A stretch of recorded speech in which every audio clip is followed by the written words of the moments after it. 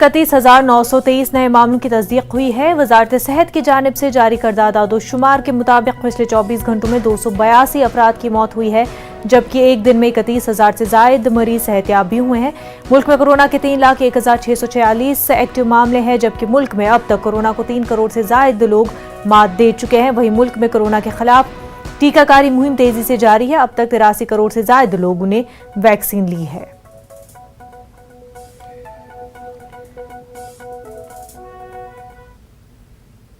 गोवा में अभी से चुनावी माहौल नजर आ रहा है। आम आदमी पार्टी के कन्वीनर अरविंद केजरीवाल के जरिए वादों की झड़ी लगाने के बाद बीजेपी भी पीछे नहीं रहना चाहती है। गोवा के वज़ीर-ए-आला प्रमोद सावंत ने कोविड वबा के दौरान हलाक होने वाले लोगों के अहल खाना को फीकस 2 लाख की मदद का ऐलान किया है और जिन लोगों को कारोबार में नुकसान हुआ है उन्हें हुकूमत माहाना 5,000 रुपए भी अदा करेगी। इसी ज़िम्न में कल सीएम ने मुतासरा अफराद को 5,000 रुपए फराहम भी किए।